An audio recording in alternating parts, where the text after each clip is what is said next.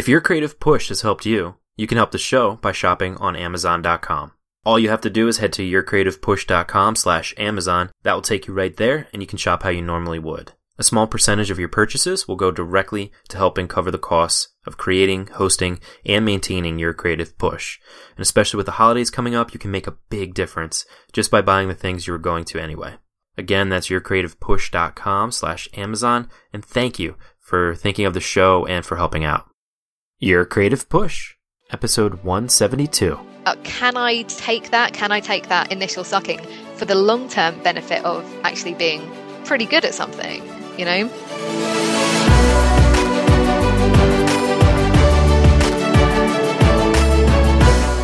Welcome to Your Creative Push, the podcast that pushes you to pursue your creative passions. I'm your host, Youngman Brown, and my guest today is Kat Rose. Kat is on a mission to help other creatives get over their fears of self-promotion and to get their work seen and shared. She does this through one-on-one coaching and an online members community called the League of Creative Introverts. It's a safe, quiet space for creatives to share their work openly, learn from others, and get all the support they need on their journey. And Kat, first of all, thank you so much for coming on the show. I wanted to start out by maybe letting you expound upon that intro and really getting into what your personal mission is and what your mission is with the League of Creative Introverts. Awesome. Well, thank you for having me. And I guess my creative mission, it's been changing a lot over the last few years. I guess everything kind of kicked off when I quit my job in 2013. I was, it was a run-of-the-mill kind of graphic design, web design job. So I was kind of having this dream where I really wanted just to get into illustration. That would have been my lifelong dream, just to draw every day. And so I thought, I'll take 6 months, try to set something up online and start basically selling my illustrations on different products, t-shirts, all those things. I had a big dream, gave it a go. And it was tough. I won't lie. It wasn't let me just stick up my stuff online and the people will come. I really did struggle and I learned a lot, but at the same time, there were a lot of sticking points. And I was noticing that a lot of my fellow creatives, whether they were illustrators, graphic artists, animators, most of us had this same problem where doing the work wasn't necessarily the biggest struggle. It was actually just getting people to see it and doing the things like picking up the phone and talking to agencies and creative directors and stuff, which it was just not in our nature. We just wanted to be behind the screen doing our thing, behind an easel, whatever. And that kind of started to fascinate me a lot more than what I was actually doing, which at the time had turned into a pet portraiture business, which again, it was fun. But the more I was looking into the mindset stuff and, what it takes to put yourself out there online, that was just a route that I couldn't let it go. And I started writing about it. And at the same time, I was also finding out more about what it is to be an introvert. And I was kind of seeing this commonality with a lot of my fellow creatives. And even though introverts are meant to be in the minority of the population, it felt like it was a majority, at least in the spaces that I was hanging out. I was also doing a lot of kind of socializing online, which was perfect for an introvert because you can just back out of the room without anyone noticing. Right. So Facebook groups were really great. I was back on Facebook. I wasn't really feeling too positive about Facebook until I discovered all these awesome groups. So some of them were creators, illustrators, and online business owners. And that was great. That was super inspiring. But I noticed that those people weren't necessarily talking about the kind of woo-woo stuff or even just psychology mindset behind putting your work out there. And I also joined a lot of introvert groups, but that was more about sharing memes. And no one was really up for talking about, hey, let's go get our goals. So there was just not something that combined my two loves, or just the conversation that I wanted to have just wasn't there. So I started the League of Creative Introverts. It started as a Facebook group, and over the course of this year, it's grown really, I think, quite magically. Yeah. So I've got this online membership part of my site, and I upload exclusive content. So different resources that I think introverts who are in kind of the creative industries, as well as industries that you might not consider creative, but actually are, especially anyone, I think, who's, starting any kind of business, you're creating something from thin air, and that takes a lot of creativity. So yeah, that's pretty much where we are today. It's this fun little community that keeps changing and growing. That's awesome. Yeah, you said it right. I mean, I think a lot of people are, even if they're not introverts by nature, they become it once they really put themselves into their work and then want to put it out into the world. Because it's one thing to express yourself to yourself and to put something out onto a paper, onto a canvas, whatever it may be, putting yourself out there, but then actually putting it out into the world, whatever the world is. The internet is the world as far as we're concerned, but it is a scary thing to do, especially when it represents so much of what you believe, what you think about, and sometimes that's off the norm. So you're right. It's not as easy as if you build it, they will come. So with the League of Creative Introverts, we're talking about self-promotion, but do you mean promotion in terms of trying to get sales, or promotion in just trying to get your work out there and putting more eyes onto it? A bit of both. I mean, most people who are doing this I've spoken to, they do want it at some point to become at least a source of income. Mm-hmm. So it's hard, and that's definitely like a hard thing, is to kind of think, oh, I don't want to, sell out and all of that stuff. But I'm really all for dismantling that kind of starving artist thing. Like, if we want to make a living from doing what we love, then that's what it is. That's what it takes to make a living, is to sell some work. So yeah, sure. Like, I definitely have I wouldn't say I have a lot of creative pursuits that don't bring in any money, but I definitely still do things just for the sheer hell of making some art. But at the same time, yeah, bills have to be paid, and that takes customers and clients. I think even that, like that in itself, like there's a lot of like mindset stuff to get over there. So whether it's, oh, my work isn't good enough right now to show, or I don't know how to price my work, like all of those things that, yeah, they're kind of icky subjects. And I actually found myself, the more I started kind of changing my mind around things and understanding that it didn't have to be icky, and that I actually really loved blogging, and blogging at the same time was also like, it is basically a marketing tool. But if I can see it from a kind of creativity standpoint and like adding value and all this stuff, then it doesn't feel icky to me. So it's like, it's just picking the things that you can feel comfortable about. Rather than like kind of stamping everything with this big like, you're a sellout if you're selling your work thing, which just isn't true. Right. And a lot of those things, I think, are universal that people go through. It's this like kind of orientation to this world of, putting yourself out there. And I think that a community like you have, that you've created, a podcast like this, it's all just this thing that's trying to bring us all together and also show each other that we're all going through it and we've all been there, and it's a scary thing to do, but here's what I've learned, and here's what you can do. Exactly. And I think just talking about that is the first thing, I think at the time I didn't feel like that. Like, for all those years from quitting my job and going down that route, I really did feel like, damn, am I the only one thinking this? And like, maybe I don't have that kind of, creative entrepreneurial spirit if I'm struggling so much with this side of things. But when you start talking to other people who are also going through it, you're like, this is okay. It's okay to feel this way. Now, like, let's work on it. Exactly. Yeah. Strength in numbers. Yeah. And just, it's like a form of therapy, just being able to not only talk about it, but to hear like almost like a carbon copy of your own story and the things that you're going through. It makes you feel that camaraderie. Absolutely. Why is it then that you think that people squirm so much at the thought of self-promo? Oh, man, I don't even know where it comes from. I think partly because like our work is so personal. So when we're putting it out there, it's like, I'm putting myself out there. And if you reject it, then I'm rejected. And one of the like classic things that you'll see even in the animal kingdom is, you want to feel like you belong to the pack. So the idea of rejection means that you'll be out on your own, and being out on your own means you could die. So basically it's the fear of death. But like it's that built in us, I think. And then there's also like stories about, like, I always used to love the story of like the tragic stories of like artists like Van Gogh, who like, didn't make a penny until he died, and then it's useless. And that is quite, I think there's part of us that kind of doesn't really want that for ourselves, but admires it. Yeah, like the martyr or something. So I don't know, maybe there's a bit of that.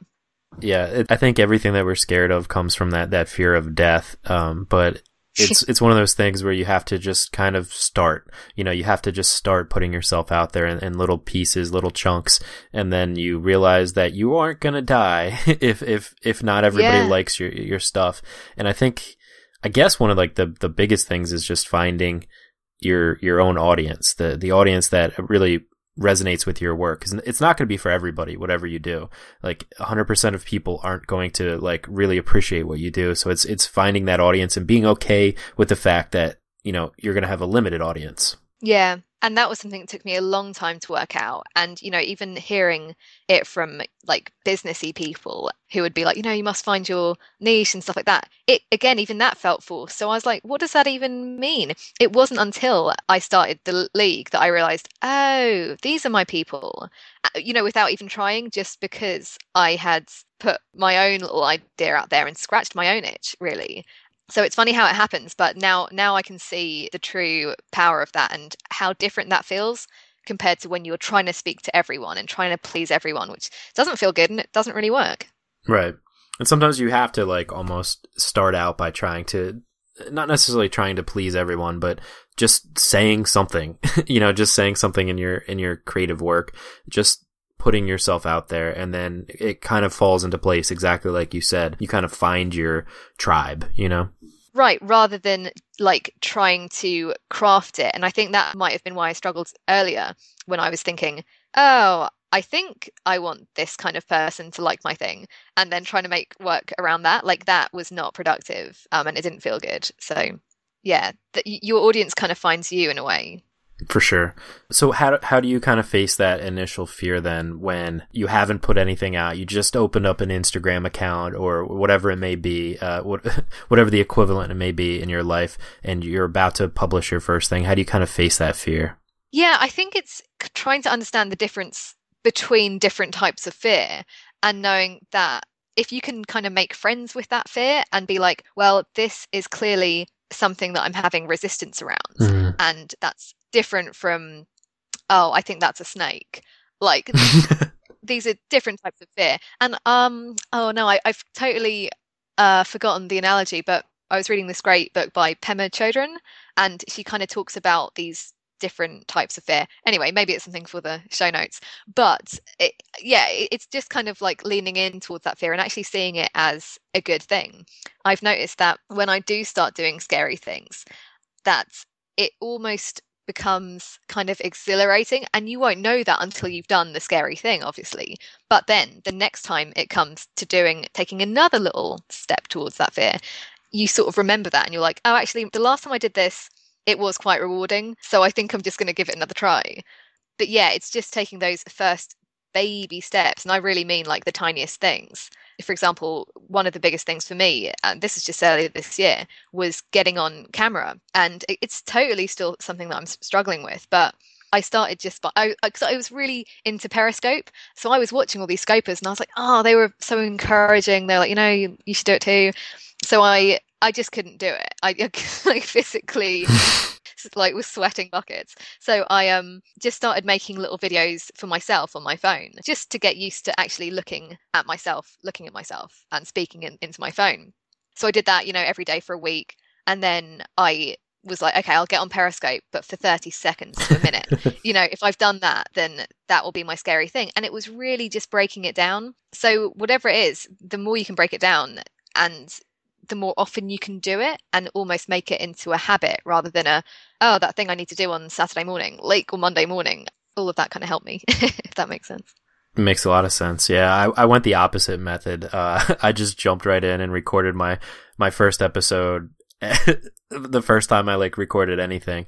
I think it's different strokes for different folks, where you, for some people, dipping your toes in and kind of seeing oh, okay, this isn't bad, I'm not going to die, by putting my face out there on Periscope, or, oh, I'm not going to die if I record my own voice for 30 seconds. But some other people, just do it, just dive in and then learn later. You know what I mean? Interesting. Yeah.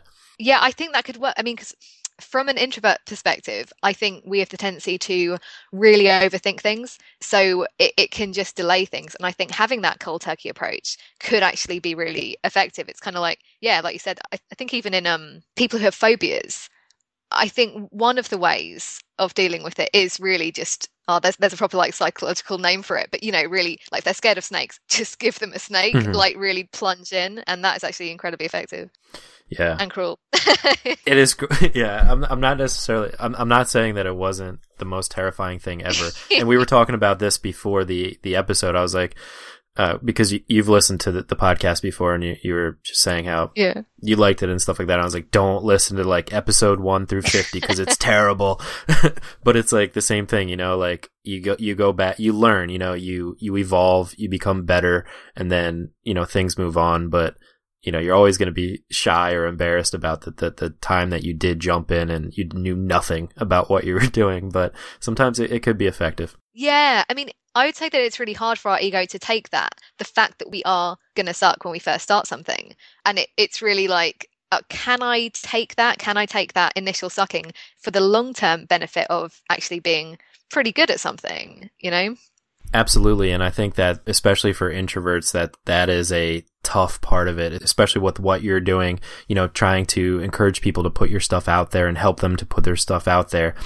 For people who are starting later, with, their creative passion, you are going to suck to start. So it is scary to put your stuff out there, because that, all these amazingly talented people that you look up to that inspired you to want to do this in the first place, you are so far away from them at this point. So to be able to put your stuff out there is a really scary thing. But I think it is important because that's the way you learn. That's the way that you can get comments from other people, like in what you're doing with your community, like people that can give you that kind of support and encouragement, as well as, constructive criticism can go a long way.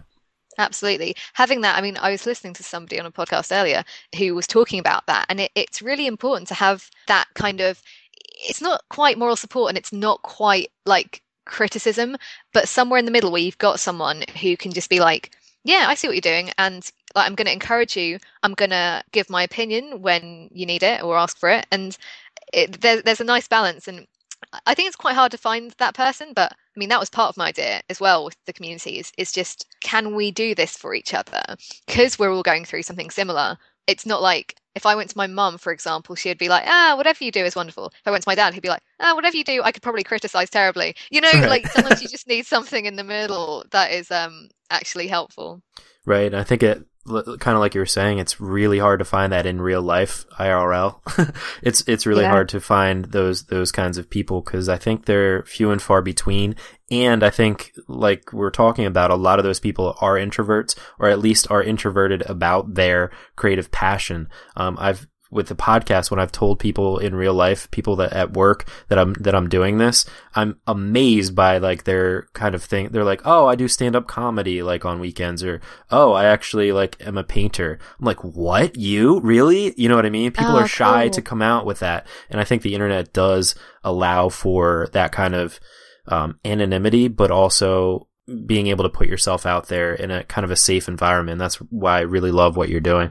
Yeah, no, it's really interesting about the kind of gulf between our online worlds and our offline worlds, because a lot of the people around me will be like, oh, you're really stealthy about what you're doing, because they'll find out and they'll be like, you've had a blog for 3 years? What? And it's weird how we feel like there isn't that kind of place in our real lives, I guess.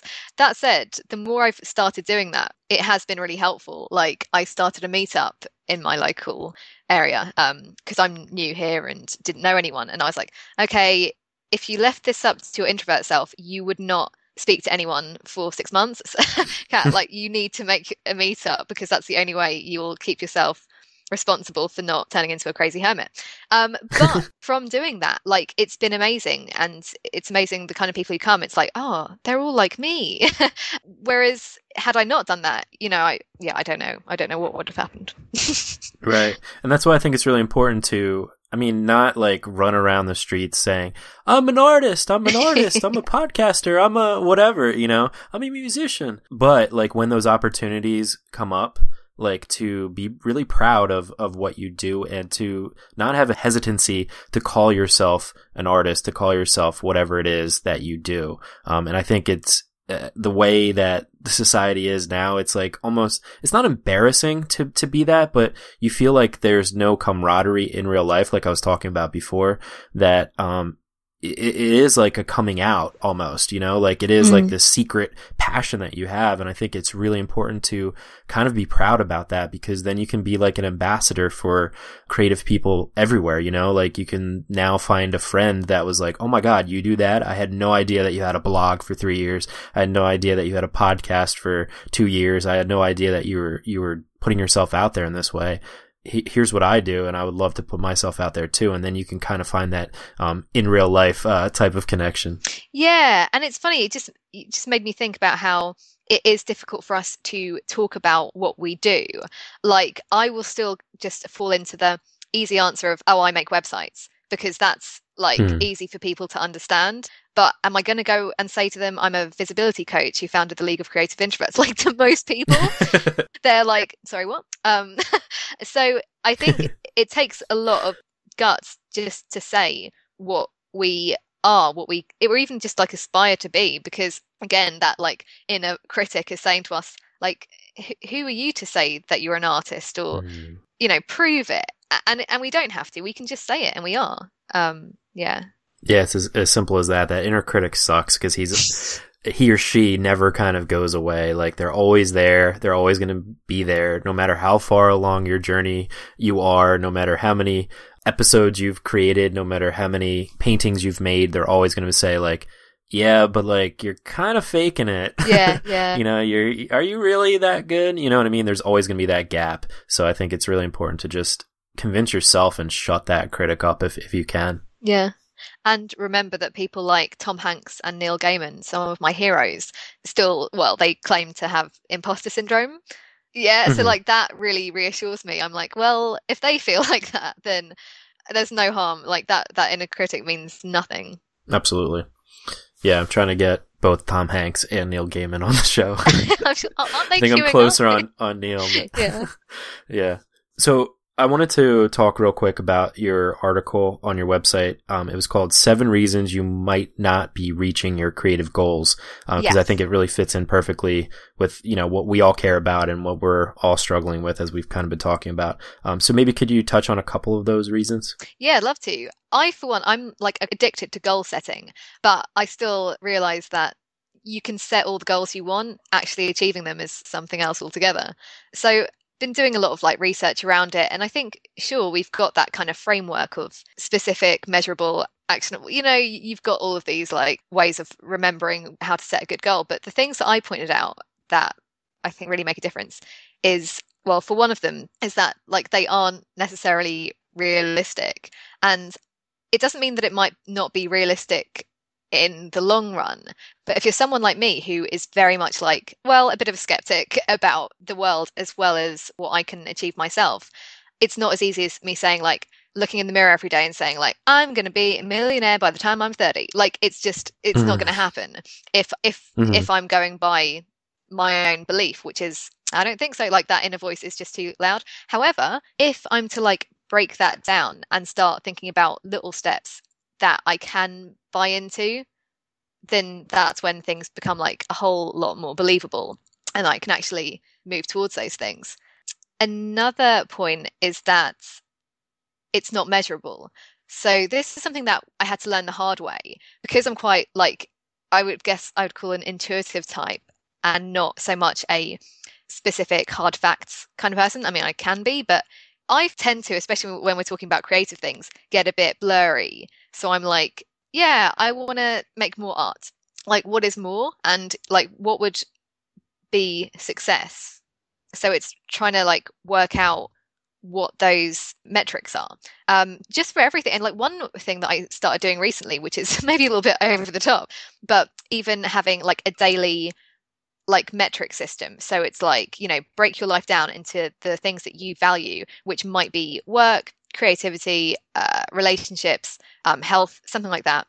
And then giving yourself a rating out of like 5, and just kind of seeing where you're at the end of each day. And, you know, those numbers are, they could be seen as quite arbitrary, but it is just a good kind of like feedback system to get into. And it's definitely helped me, because then I realize, okay, for a lot of days now, I've just been really flagging on the health front. Maybe I should go for a run tomorrow morning. Like, it's just kind of keeping you on track as an overall kind of, this is what I value and this is what I'm currently focusing on. And I guess like one other thing would be that accountability. So, I mean, I talk in the post about how I was reading Gretchen Rubin's Better Than Before, and that's a great book. And it definitely helped me understand a lot of the differences between people when it comes to habits, because at first I thought, I'm all of them, and I just couldn't accept that I was actually probably more of a questioner. But regardless, and I think especially if you're an obliger, someone who feels most motivated by kind of like having a responsibility to help someone else, or if you're the kind of person who will only go for a run if your mate is doing it as well, then I think accountability is particularly helpful. But even for people like me, who not really so much an obliger, but I definitely just having somebody else who could be like, egg me along, and I think I need that sense of acknowledgement. I think that's what it is, and that's super hard if you're an introvert and you're not talking a lot to people about like what you're personally doing.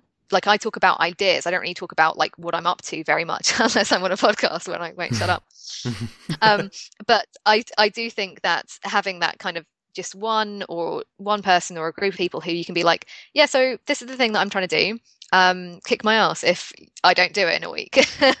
That's been really helpful. Yeah, having that kind of motivation is definitely important, and I really like what you said about rating yourself on different things that you want to improve in your life, whether it's creativity or health or relationships or whatever it may be. I think it's really important to do that, because it's really easy to lie to yourself, to just go to bed and be like not really even think about the fact that you just wasted a day basically from getting to all of these goals. I've actually had an idea to create a calendar cause I do that sometimes too. I'm just like, was I an asshole today? Yeah. Like, was I just a lazy piece of crap today? Like, did I achieve all these different goals that I wanted to do?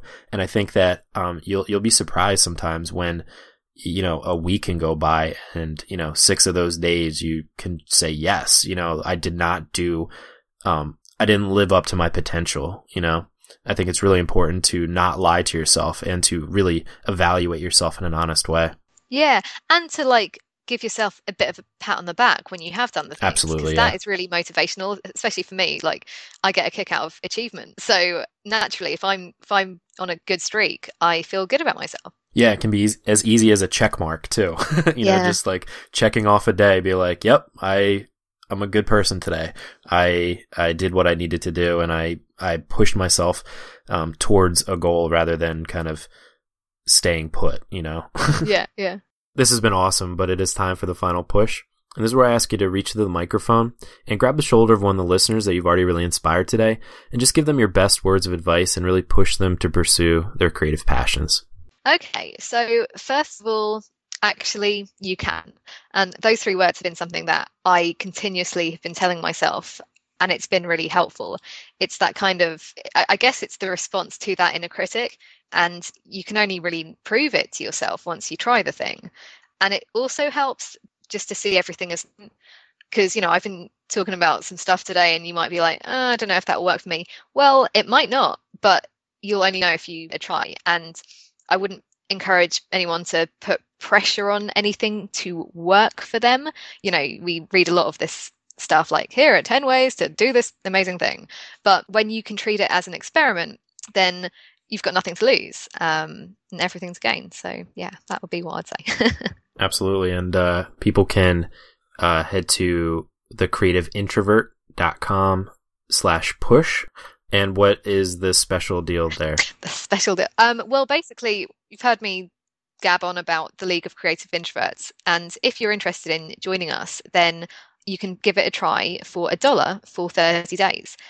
So you get to see exactly what happens in the group. You can check out the resources and have a chat with me if you've got any questions. So yeah, like you said, it's at creativeintrovertcom/push and find out more there. Perfect. Kat, thank you so much for coming on the show, for telling us about the League of Creative Introverts, and just for really inspiring people today. I really appreciate it. Thank you. It's been lovely. Absolutely. And you can find Kat on the website, thecreativeintrovert.com, on Facebook, Twitter, Pinterest, Instagram, Periscope, and LinkedIn. She is Creative Intro. And again, if you go to thecreativeintrovert.com/push, you can try it out for $1, which is a great deal and a good way to dip your toes, as we were talking about before, into this kind of, finding a community to, really talk about these things, these difficult things that we all deal with as creative introverts. I think more than most of us are creative introverts by nature. So really appreciate that. Kat, thank you again. Thank you. Have a good day. I thank you to Kat for coming on the show. Hey, a lot of us are introverts, and like we were talking about in the show, even if you aren't necessarily an introvert in your real life and in the things that you do on a daily basis, when it comes to putting yourself out there in your creative passion, that can be a much different story. It can be a scary, scary thing to put yourself out there. So again, that's thecreativeintrovert.com/push if you want to get that deal, to go check it out. I think it's really important to find a community, to find people that are going through the same thing, and people that can give you support, criticism, critique, and motivation, all in a really safe environment. But that is all I've got for you today. I'm about to jump on a plane to go to Mexico, not to escape the country, but to go to a wedding. But we will still be here for you on Monday. I have an episode lined up and ready to go if you need the push again. But until then, have a wonderful rest of your week. Have a wonderful weekend. Get some amazing work done, and we will see you then. Bye.